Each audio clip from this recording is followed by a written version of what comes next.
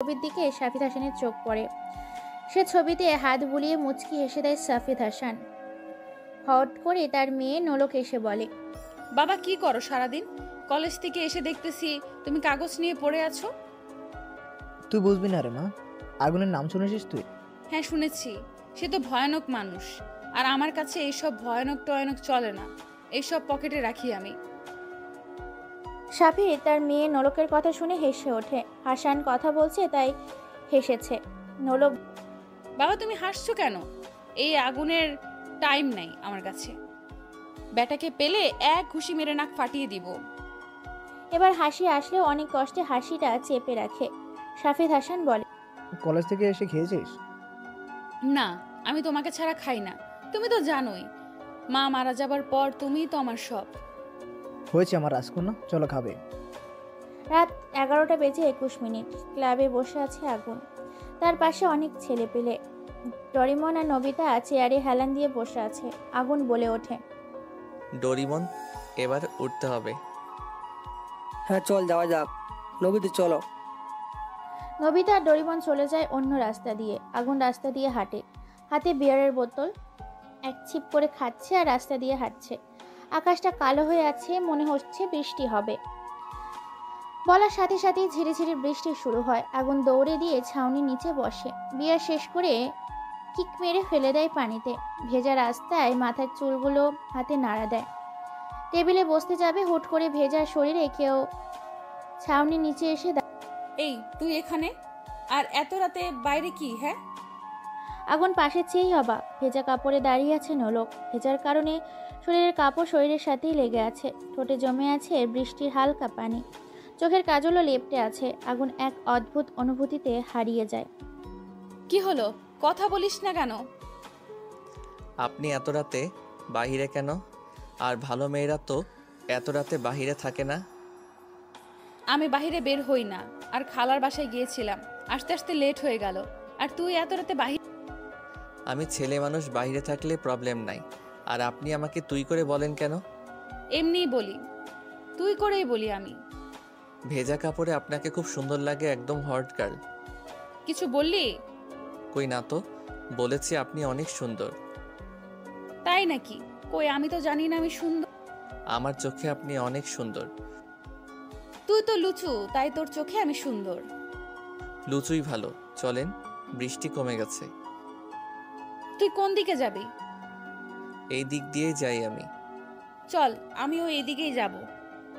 অতঃপর তারা দুজন ছাউনির নিচ থেকে বের হয়ে রাস্তায় হাঁটতে থাকে দুজন। আগুন নিচে চেয়ে হাঁটে, নলক সামনে চেয়ে হাঁটে। অতঃপর এক পর্যায়ে তাদের নীরবতা কেটে আগুনই বলে ওঠে, আচ্ছা, আপনার নাম কি? আমার নাম নোলক। তোর নাম কি? আমার নাম নীল। খুব সুন্দর নাম। আচ্ছা, আমরা তো একসাথেই পড়ি, আমরা কি বন্ধু হতে পারি? না, তুই লুচু, তোর সাথে বন্ধু হওয়া যাবে না। ওকে, হতে হবে না।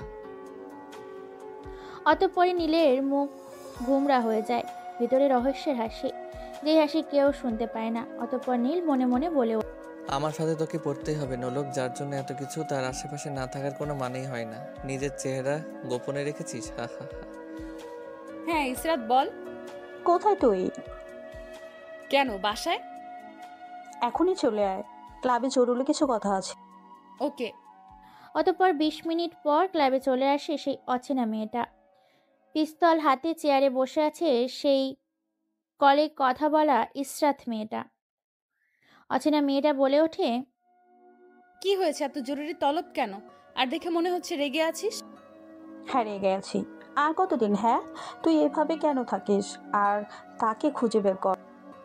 আমি তাকে খুঁজে পেয়েছি, প্রথমবার বেঁচে গেছে, এবার আর না। আর এত উত্তেজিত হলে হবে না। আমার মাথা গরম হলে তোকে আমি শেষ করতে দুইবার ভাববো না, কথাটা মাথায় রাখিস। এই কথা শুনে ইসরাত নামের মেয়েটা ভয় পেয়ে যায়। ঠোঁট কাঁপিয়ে বলে, হুম। আমি গেলাম, আমাকে বিরক্ত করবি না। আর বিষাদকে বলে দিবি আমার শিকারের পিছু যেন ছেড়ে দেয়, না হলে তার পিছনে পিস্তলের নল ঠেকিয়ে শুট করে দিব। ওকে। অচেনা মেয়েটা চলে যায় ক্লাব থেকে। বাইরে বসে কাকে যেন কল দেয়। হ্যাঁ বলো আপু। কড়াভাবে নজর রাখবি, আর তার বাসার আশেপাশেই থাকবি। ওকে আপু। তুমি কোনো চিন্তা করো না। কথার উত্তরের অপেক্ষা না করে কল কেটে দেয় আর বাইক নিয়ে চলে যায় বাসায়। ভালোবাসা আর শত্রুতা দুটোই মানুষকে ভয় পাইয়ে দেয়। ভালোবাসার ভয় কারণ আপন মানুষকে কখন ছেড়ে চলে যায়, আর শত্রুতার ভয় হলো কখন কোন দিক থেকে হামলা করে বসে সেই ভয়। সকালবেলা নীল ঘুম থেকে উঠেই চিল্লিয়ে ডাকে তার মাকে। মা, এই মা, মায়া কোথায়? রায়ানের বাসায় গেছে। আর তুই এইভাবে চিৎকার করছিস কেন? না মা, প্রতিদিন তো মায়া ডেকে ওঠায়, আচ্ছা ডাকে নাই তাই জিজ্ঞেস করলাম। যা ফ্রেশ হয়ে আয়, খেয়ে কলেজে যাবি। মা। সকালবেলা নীলের ঘুম ভাঙি মায়ার ডাকে। আজও তা হয় নাই তাই তার মাকে জিজ্ঞেস করে যে মায়া কোথায়। নীল ফ্রেশ হয়ে নিচে নেমে খেয়ে চলে যায় কলেজে। 1 ঘন্টা যাবৎ মেন অফিস রুমে বসে আছে শাফিদ হাসান। মাথায় একটাই চিন্তা, আগুন আগুন আগুন। বিভোর চিন্তায় মুগ্ধ শাফিদ হাসান আর মনে মনে বলে ওঠে, হিসাব মিলেও মিলে না। পেপারে ছবি থাকা মানুষটা আজ নম্রভদ্র। এতটা চেঞ্জ হবে আমি ভাবতেও পারিনি। গেমটা খুব সহজে খেলা হয়েছে, আর একটু খেলা বাকি। আর আগুন, তাকে খুঁজে বের করতে হবে। এমন কিছু জানে সে যা আমার জন্য খুব ক্ষতিকারক হতে পারে। শাফিদ হাসান এসব ভাবতে বেশ ব্যস্ত। হঠাৎ তার ফোনটা বেজে ওঠে। নাম্বারটা দেখেই রিসিভ করতেই উপাস থেকে, বস, রাজীব জেল থেকে ছাড়া পেয়েছে। সাবধান, মনে রাখিস দেয়ালেরও কান আছে। আর আমার মেয়ে যেন ভালো। জি বস। শাফিদ হাসান কল কেটে দেয়। মুচকি হাসি হেসে চেয়ার থেকে উঠে দাঁড়ায়। অফিস রুম থেকে বের হবে, আবার কি মনে করে যেন চেয়ারে গিয়ে বসতেই তুষার, স্যার আসতে পারি? হ্যাঁ তুষার, আসো। স্যার, আপনার মেয়ে কলেজে গ্যাঞ্জাম পাকিয়েছে। একটা ছেলেকে মেরে অবস্থা খারাপ করে দিয়েছে। কি বলো এসব? হ্যাঁ স্যার। গাড়ি বের করে এক্ষুনি, কলেজে যাব। অতঃপর শাফিদ হাসান তাড়াতাড়ি করে গাড়ি করে চলে যায় কলেজে। এটা করা তো ঠিক হয় নাই নলক।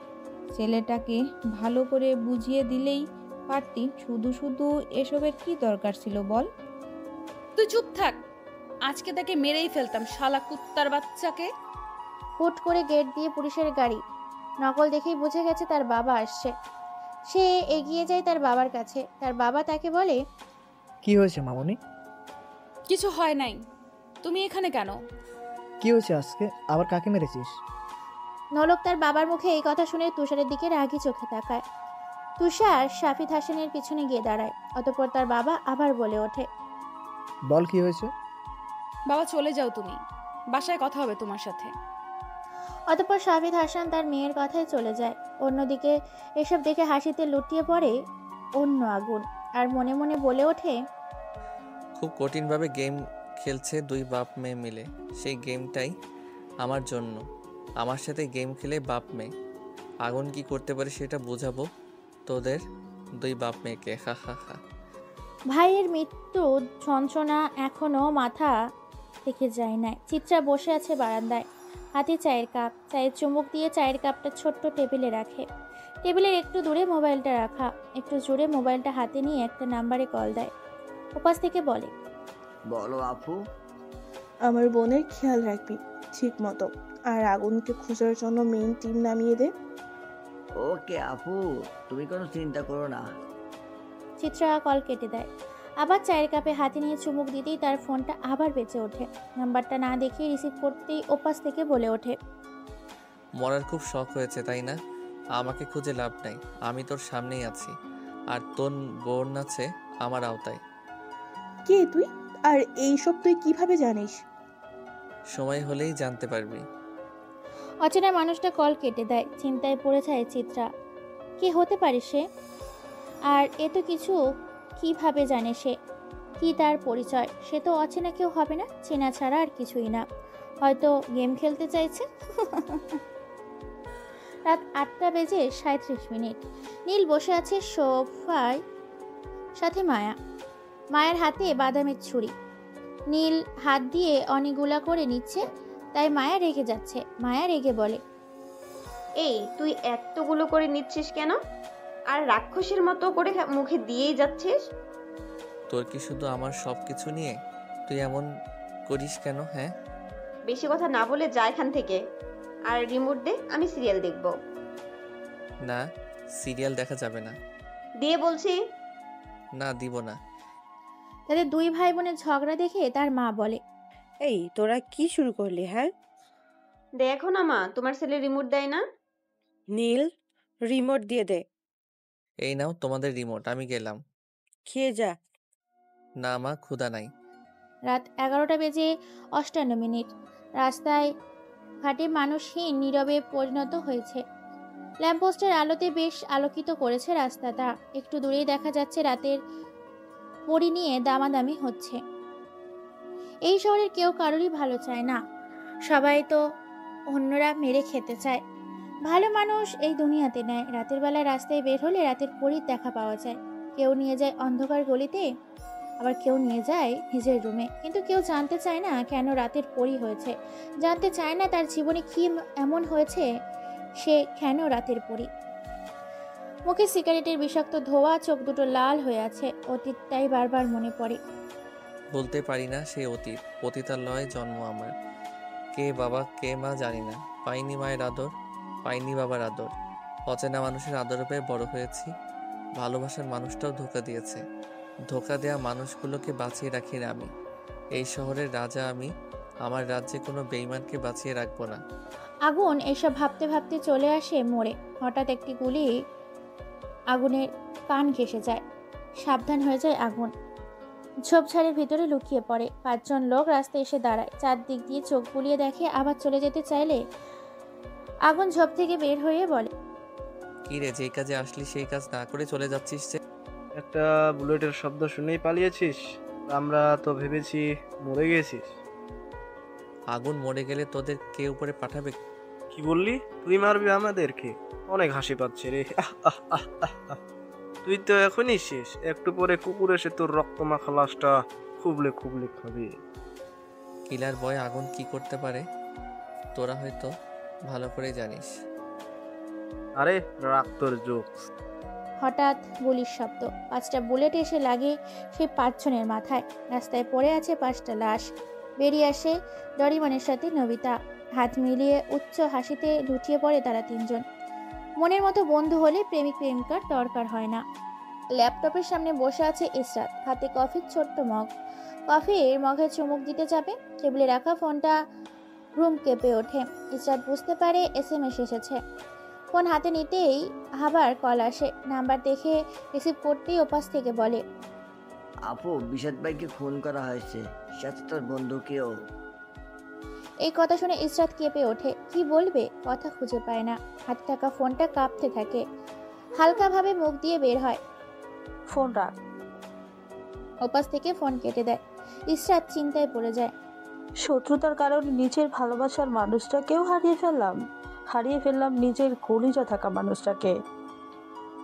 সকালবেলা ঘুম চোখে এর পাতা খুলে দেখে বাহিরের আলো ঘরে এসে গেছে। লাফ দিয়ে বিছানা থেকে উঠে বসে নলক। চিৎকার করে ডাকে তার বাবাকে, বাবা, এই বাবা। কি হয়েছে মা, এভাবে চিৎকার করছিস কেন? এই এখন কয়টা বাজে? আর আমাকে ডাকো নাই কেন আজকে? আমার কলেজের সময় হয়ে গেছে। মা, আমি অফিসের কাজে বিজি ছিলাম, তাই ঢাকতে মনে ছিল না। এখন উঠে খেয়ে চলে যা কলেজে। অতঃপর নলক তার বাবার কথায় উত্তর না দিয়ে চলে যায় ওয়াশরুমে। ফ্রেশ হয়ে রেডি হয়ে নিচে যায়। শাফিদ হাসান টেবিলে বসে আছেন। খাবারের টেবিলে রুটি রাখা ছিল। নলক একটা রুটি থেকে একটু রুটি খেয়েই চলে যায় কলেজে। শাফিদ হাসান মুচকি হেসে বসা থেকে উঠে চলে যায় নিজের রুমে। প্রতিদিনের মতো আজকেও নীল কলেজের মাঠে বসে সিগারেট খাচ্ছে। কেউ কিছু বলার সাহস পায় না, কারণ নীল কলেজের কাউকেই মানে না। সবাই নীলকে ভয় পায়। নীল সিগারেট খেয়েই যাচ্ছে। হট করে নীলের মুখ থেকে সিগারেট কেড়ে নিয়ে মাটিতে ফেলে দেয়। নীল রেগে যায়। সামনে তাকাতেই অবাক, কারণ সামনে নলক দাঁড়িয়ে আছে। নলক রাগী চোখে নীলের দিকে তাকিয়ে বলে, তুই আজকে থেকে সিগারেট খাবি না। কেন? আমি সিগারেট খেলে আপনার কি? আমার কথা লরচর হলে তোর খবর আছে। নলক চলে যায়। নীল মুচকি হেসে বসা থেকে উঠে আবার দোকানে গিয়ে সিগারেট নিয়ে চালায়। এক টান দিয়েই ভাবে, এত শাসন করতে পারিস তুই? কই আগে তো এসব ছিল না। জীবনটাই শেষ করে দিলি আমার। প্রিয় থেকে শত্রুতে পরিণত হয়েছিস। এক এক করে সবাইকে শেষ করব। হা হা হা। নলক বসে আছে তার বান্ধবীদের সাথে। তার বান্ধবী তিশা বলে, কি রে নলক, রেগে আছিস মনে? কে বলেছে আমি রেগে আছি? তোকে দেখেই বোঝা যাচ্ছে। আর ওই ছেলের সাথে কি কথা বললি? কিছু না, আমি আজকে ক্লাস করব না, তোরা থাক, আমি একটু বাইরে যাব। নলক গাড়ি নিয়ে চলে যায় কলেজের গেটের বাইরে। রাস্তায় দাঁড়িয়ে সিগারেট খেতে ব্যস্ত নীল। তা দেখে নলক রেগে গেলেও এতটা খেয়াল দেয় না। 1 ঘন্টা পর নলক ক্লাবে যাবে। চলে আসে, চেয়ারে বসে আছে ইশরাত। চোখ দিয়ে পানি পড়েই যাচ্ছে তার। নলককে দেখে ইশরাত চেয়ার থেকে উঠে গিয়ে জড়িয়ে ধরে কেঁদে কেঁদে বলে, আমার কলিজাকে মেরে ফেলছে আগুন। আমি এখন কি করব বল? শান্ত হ, এর প্রতিশোধ পাবি তুই। আগুনকে এমন ভাবে মারবো তার অস্তিত্বটাও রাখবো না। আমার বিষাদ আর নাই, সে আর আমাকে ভালোবাসবে না। পাবো না আমি তাকে। প্লিজ তাকে এনে দাও তোমরা। আমি বিষাদকে ছাড়া বাঁচবো না। দেখ, পাগলামি করিস না, আমায় যেতে হবে। আর তুই চিন্তা করিস না, আর উল্টাপাল্টা কিছু করার চেষ্টা করবি না বলে দিলাম। নলক চলে আসে তার বাড়িতে। তার বাবা সাবিত হাসানকে দেখে নলকের মুখ কালো হয়ে আছে। বোঝা যায় তার মেয়ের মন খারাপ, রেগে আছে তার মেয়ে। রাত 10টা বেজে 31 মিনিট। রাস্তার সাইড দিয়ে ড্রাঙ্ক হয়ে হেঁটে যাচ্ছে চিত্রা। গাড়ি নিয়ে আসছে, কিন্তু গাড়ি এখন প্রয়োজন নেই। হেঁটে যেতে হয়তো তার কাছে ভালোই লাগছে। হুট করে চিত্রার সামনে থেকে 7 থেকে 8 জন ছেলে এসে দাঁড়ায়। চিত্রা ড্রাঙ্ক অবস্থায় বলে, কি চাই? সামনে দাঁড়িয়ে আছিস কেন? তোমাকে চাই, চলো না আজকে একটু মজা হোক। চিত্রা জোরে হেসে দেয়। চিত্রা হাসি দেখে ছেলেগুলোও হেসে দেয়। চিত্রা হাসি থামিয়ে বলে, কি রে, তোরা হাসছিস কেন? তুমি হাসলে তাই আমরাও হাসলাম। এত কথা বলার সময় নাই, টাকা কত লাগবে সেটা বলো আগে। চিত্রা ঠাস করে চড় দেয় সামনে থাকা ছেলেটার গালে। ছেলেগুলা রেগে গিয়ে চিত্রাকে চাপটে ধরে। চিত্রা কোমরে হাত দিয়ে দেখে কোমরে পিস্তল নাই। হঠাৎই মনে পড়ে পিস্তল তো গাড়িতে। হাত বেশি চলে তোর, আজকে খবর করে ছাড়বো তোর। এই আলম, নিয়ে চল রুমে। মজা হবে রে, তোরগুলো নরম শরীর খেলা জমবে মামা। হঠাৎ একটা গুলি এসে লাগে প্রথম ছেলের মাথায়। সে পড়ে যায় ফ্রিজের শক্ত রাস্তায়। সাথে সাথে থাকা ছেলেগুলা ছেড়ে দেয় চিত্রাকে। আমার শহরে নারীকে অসম্মান করিস, তোদের তো বুকের পাঠা আছে রে। কে তুই? অন্ধকারে দাঁড়িয়ে আছিস কেন? পারলে সামনে আই, ভীতু কথাকার। আমি যার সামনে যাই তাকে বাঁচিয়ে রাখি না। এখন তোদের উপরে ছেড়ে দিলাম, চলে যাবি নাকি সামনাসামনি হবি আমার? ছেলেগুলা হেসে দেয়। চিত্রা অবাক, এই কণ্ঠটা সে আরো আগেই শুনেছে মনে হচ্ছে। এই যা তো, শালাকে মেরে মাটিতে পুঁতে ফেল। শালার ডায়লগ দেবে এসে। 3টে ছেলে সামনে যায়। তলোয়ারের আঘাতে পড়ে যায় মাটিতে সেই 3 জন ছেলে। অবাক চোখে তাকিয়ে আছে চিত্রা। অন্ধকারের কারণে স্পষ্টভাবে সামনে থাকা ছেলেটার মুখও দেখা যাচ্ছে না। বাকি ছেলেগুলো দৌড়ে পালায়। চিত্রা তাদের দৌড়ে যেতে দেখে আবার তাকায় সে ছেলের দিকে। অবাক হয়ে যায় চিত্রা, কারণ ছেলেটা সেখানে নেই, উধাও হয়ে গেছে সে। ঝড়ের গতিতে এসে ঝড়ের গতিতে চলে যায়। চিত্রা ভাবে, কে হতে পারিস সে? তার কণ্ঠটা আমার এত চেনা লাগছে কেন? কে সে? আগুন নয় তো? হঠাৎই চিত্রার মনে পড়ে সেই নিউজের কথা। আগুন যার সামনে যায় সে বেঁচে থাকে না। ও শিট! আগুনকে সামনে পেয়েও কিছু করতে পারলাম না। কতদিন আর পালিয়ে থাকবি? তোকে খুঁজে বের তো আমি করবই, কিন্তু সে আমাকে বাঁচালো কেন? বাঁচিয়েছি কারণ তোকে আমার নিজের হাতে মারবো বলে।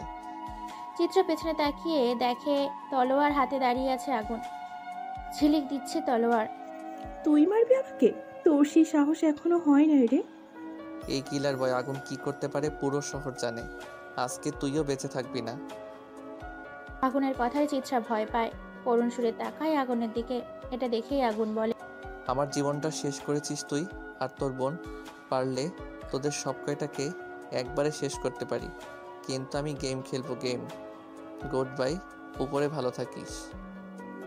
দেখ আগুন কোমর থেকে পিস্তল বের করে সোজা শুট করে দেয় চিত্রার কপাল বরাবর। লুটিয়ে পড়ে চিত্রার লাশ। জায়গা থেকে মুচকি এসে চলে যায় আগুন। শফিদ হাসান বসে আছে তার মেন অফিসের রুমে। হাতে কাগজ, চোখের নজর কাগজের উপর। হাতের ডান পাশে চেয়ারে কাপ রাখা। কাগজ হাত থেকে হাত সরিয়ে চায়ের কাপে হাত দিতে যাবে, হঠাৎ তার ফোনটা বেজে ওঠে। নাম্বার দেখে রিসিভ করতে ওপাশ থেকে কান্না জড়িত কণ্ঠে বলে, ভাই তুই কই? চিত্রার নেই রে, আমার কলিজার বেঁচে নেই। এই কথা শুনে শফিদ হাসানের হাত থেকে ফোনটা পড়ে যায়। চেয়ার থেকে উঠে তাড়াতাড়ি করে অফিস থেকে বের হয়ে যায়। বাকি অফিসার সবাই শফিদ হাসানের তাড়াহুড়ো দেখে অবাক হয়ে যায়। এক অফিসার বলে,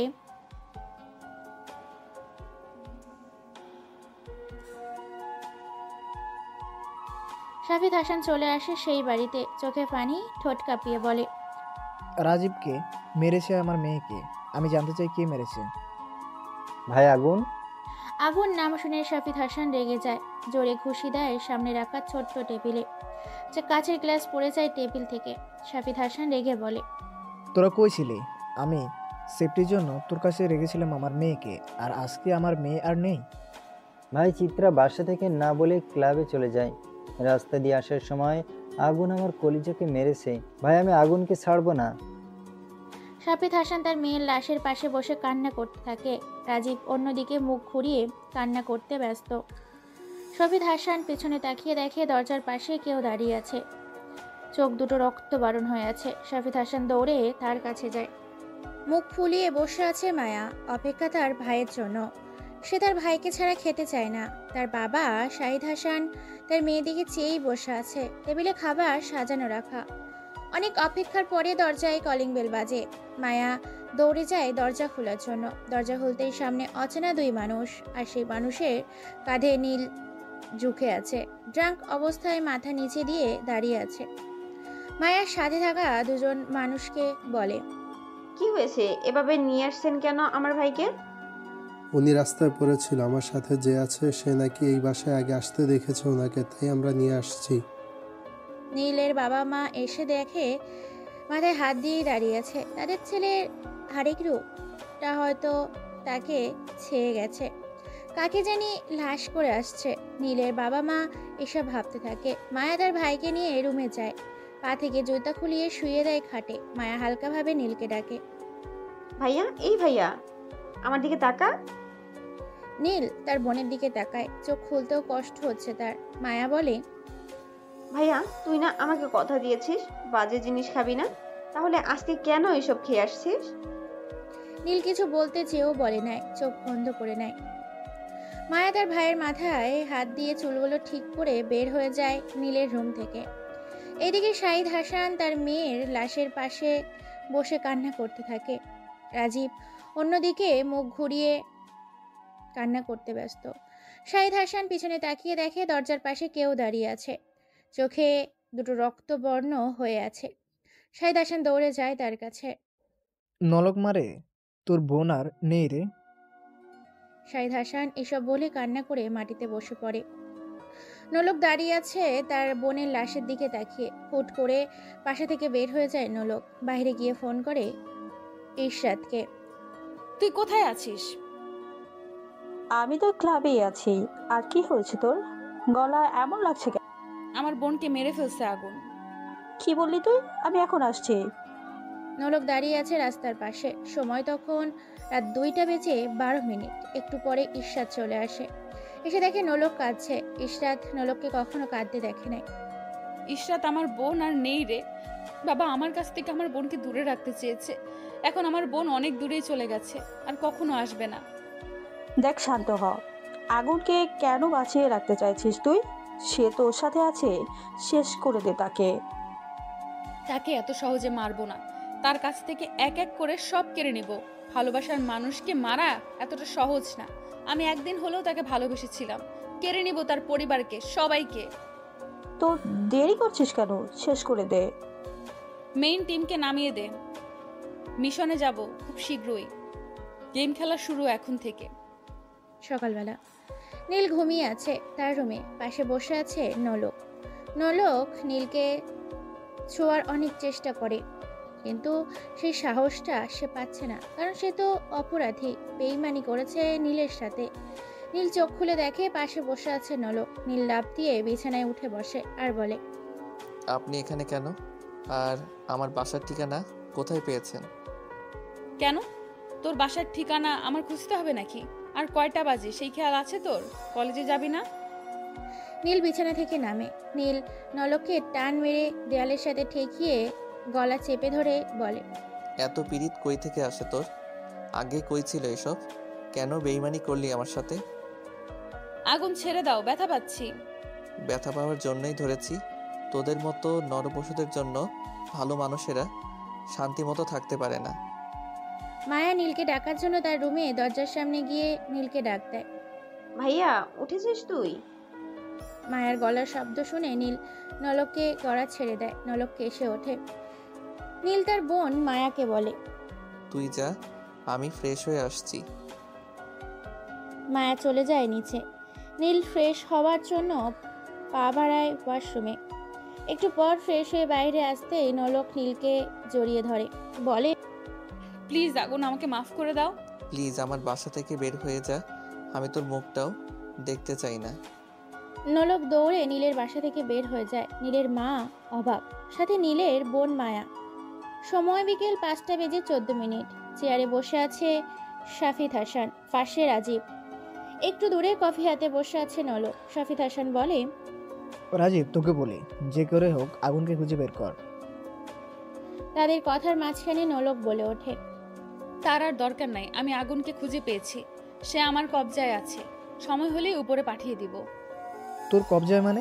সে তো কারো সামনেই থাকে না। বাবা, তুমি এসব জানো না, আর জানার চেষ্টাও করো না। সে আমার খুব চেনা মানুষ, এক সময় সে আমার অনেক আপন মানুষ ছিল। অতঃপর নলক কথা শেষ করে বসা থেকে উঠে দরজার বাইরে বের হয়ে যায়। তার বাবা আর তার চাচা রাজীব নলকের কথা শুনে ভাবনায় পড়ে যায়। আগুনের সাথে নলকের কিসের সম্পর্ক থাকতে পারে? সে কিভাবে আগুনকে চিনে? অবশ্য রহস্যের কিছু হবে।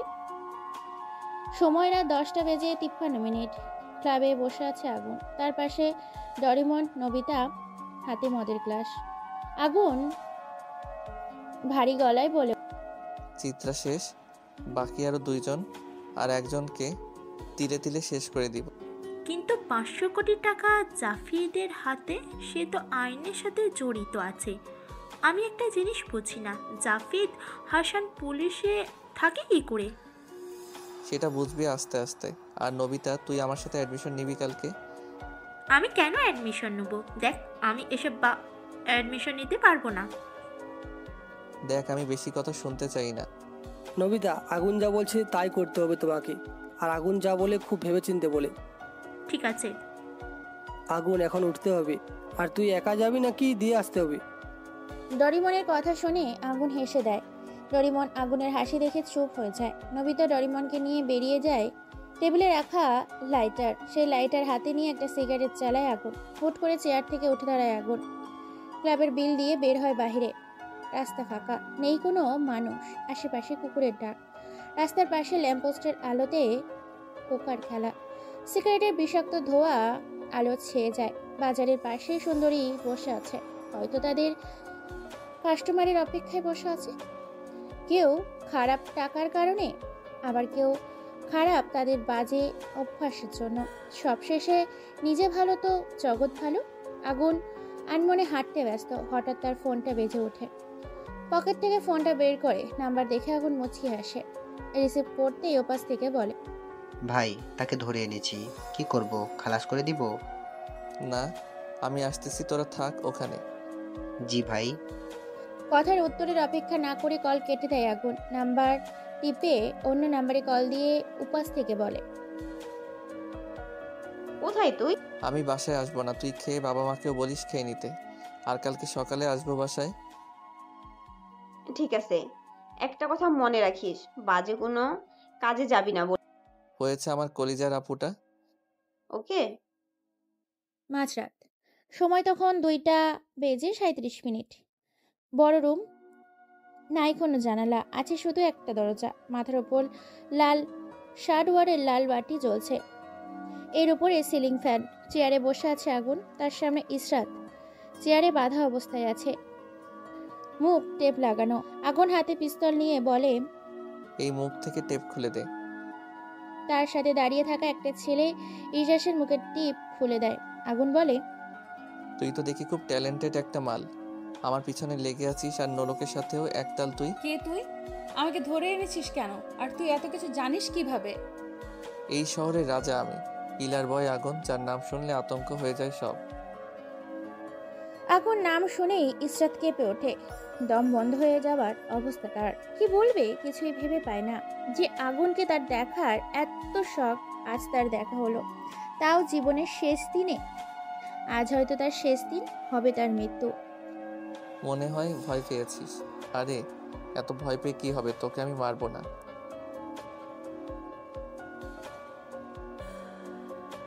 কি তুই আমাকে খেলা দেখাবি? হি হি হি, দাঁড়া তোকে আমি খেলা দেখাচ্ছি। এই বলে আগুন পিস্তল তাক করে ইসরাতের কপালে। টিকার চাপ দিতে যাবে, হঠাৎ তার ফোন বেজে ওঠে।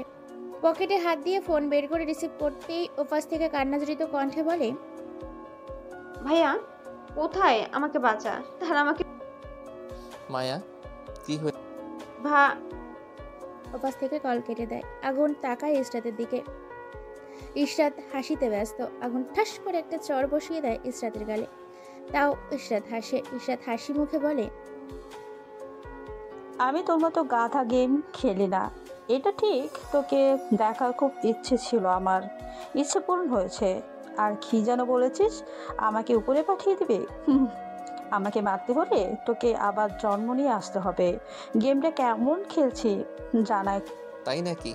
ভেবেছিলাম তোকে মারবো না, এখন না মেরে পারলাম না। উপরে ভালো থাকিস, গুড বাই। আগুন সোজা ইসরাতের কপাল বরাবর শুট করে দেয়। ইসরাতের লাশটা মাটিতে লুটিয়ে পড়ে। আগুন পকেটে হাত দিয়ে সিগারেট বের করে লাইট দিয়ে সিগারেট জ্বালায়। টেবিলে থেকে ফোনটা বের করে কল দেয় চেনা নাম্বারে আর বলে, সব খালাস? একটাও বেঁচে নেই। আর তুই কোথায় বল? আমি আর নবিতা এখনই আসবো। চলে আয় পায়রা চত্বরে। অতঃপর কল কেটে দেয় আগুন। বের হয় রুম থেকে। সাথে থাকা ছেলেগুলা এক এক করে চলে যায় সবাই। ডরিমন আর নবিতা আগুনের বাসা থেকে বের হয় চত্বরের উদ্দেশ্যে। 1 ঘন্টা পরে চলে আসে চত্বরে। দূরে ল্যাম্পপোস্টের নিচে বসে আগুন সিগারেট খাচ্ছে। সময় তখন রাত 3টা বেজে 47 মিনিট। ডরিমন এসেই বলে ওঠে, চল বাসায় যাবি? না, আজকে রাতটা রাস্তায় কাটাতে চাই। আগে তো রাস্তায় ছিলাম, সেই দিনটাই ভালো ছিল রে। তাদের কথার মাঝখানেই নবিতা বলে ওঠে, পাকনামি রেখে বাসায় চল। তারা কে ছিল? আর আমার কলিজা কেটেছে তাদের জন্য। একটাও বেঁচে নাই, সব কয়টাকে উপরে পাঠিয়েছি। আর তারা ছিল রাজীবের মেয়ের লোক। ডরিমনের কথা শুনেই আগুন হেসে দেয়। তার হাসি দেখে ডরিমন আর নবিতা অবাক। নবিতা বলে, কিরে তুই হাসছিস কেন? আর রাজীবের মেয়েটা আবার কে? চল ক্লাবেই রাতটা শেষ করব। অতঃপর আগুন কথা কাটিয়ে দেয়। তারা 3জন চলে যায় ক্লাবে। রাত শেষ হয়, সকাল হয়। আগুন, ডরিমন, নবিতা ক্লাব থেকে বের হয়। ডরিমন তার নবিতাকে নিয়ে চলে যায় অন্য রাস্তায়। আগুন তার বাসা এসেই অবাক, কেননা নোলক বসে আছে আয়নার সামনে, হাতে মেকআপ বক্স। গালে মেকআপ লাগাবে, হঠাৎ তার ফোন বেজে ওঠে। নাম্বার দেখে রিসিভ করতেই ওপাশ থেকে বলে, আপু, ঈশ্বর আপুকে খুঁজে পাওয়া যাচ্ছে না, কাল রাতের পর থেকে উদাও। এই কথা শুনে নলক তার ডান হাত থেকে মেকআপ বক্স টেবিলে রেখেই বলে ওঠে, কি বলিস তুই? ইসরাত কোথায় যাবে? আর তোরা তার সাথে ছিলি না? আপু, কাল সন্ধ্যা আমরা সবাই একসাথেই ছিলাম। ঈশ্বর আপু বলেছে তার নাকি মন খারাপ, সে নাকি একা থাকতে চায়, তাই আমরা চলে আসি তার কাছ থেকে। খোঁজ লাগা ভালো করে। ইসরাতকে যদি না পাই, তোরা একটাও বেঁচে থাকবি না বলে দিলাম। জি আপু। সে কোথায় যাবে? আর কাল রাত থেকে আমাকেও কল দেয় নাই। তার কি কিছু হয়েছে নাকি? আগুন, না না, আগুন তো তাকে চেনে না, তাহলে সে কোথায় যাবে? চাচুকে কল দিয়ে বলতে হবে।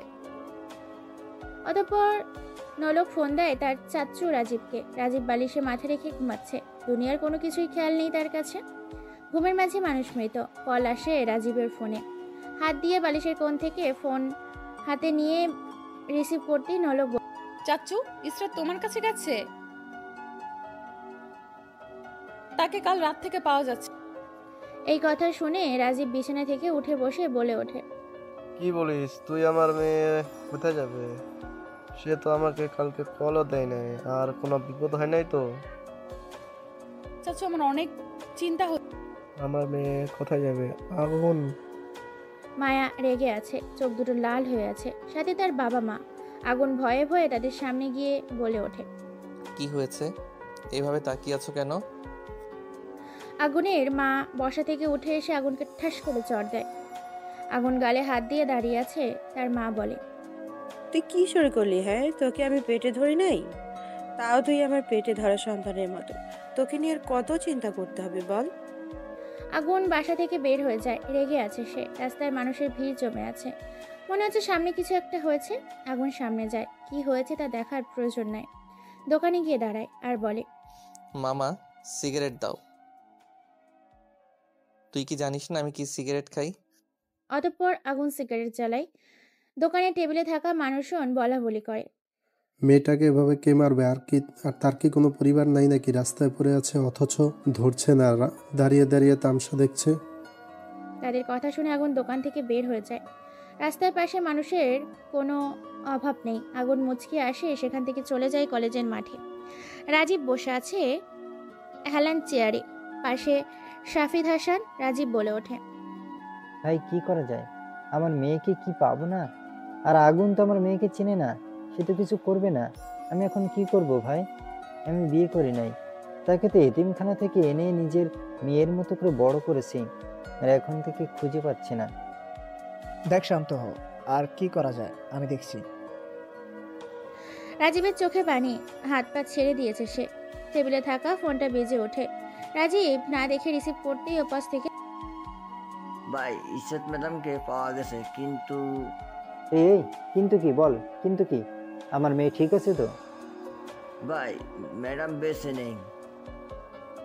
রাজীব এই কথা শোনার জন্য প্রস্তুত ছিল। এই কথা শুনে তার হাত থেকে ফোনটা ফ্লোরে পড়ে যায়। রাজীবের এই অবস্থা দেখে শাফিদ হাসানও অবাক। কি হয়েছে? আর কে ফোন করেছে বল আমাকে। ভাই আমার মেয়ে নাকি আর বেঁচে নেই। রাজীবের কথা শুনে শাফিদ হতভম্ব হয়ে যায়। কি বলে সান্ত্বনা দিবে রাজীবকে বুঝে উঠতে পারে না। শাফিদ বলে, কে মেরেছে আর কার এত বড় সাহস? হঠাৎ করে দরজার পাশ থেকে নলক বলে ওঠে, আগুন মেরেছে। এই কথা শুনে রেগে যায় রাজীব, সাথে তার ভাই শাফিদও। রাজীব বলে ওঠে, আজকে তো শেষ দিন। নলক তার পরিবার কোথায় আছে বল আমাকে। আর তুই তার পাশে থেকেও কিছু করেছিস না কেন? চাচু তুমি শান্ত হও, প্ল্যান করে তাকে মারতে হবে। আমি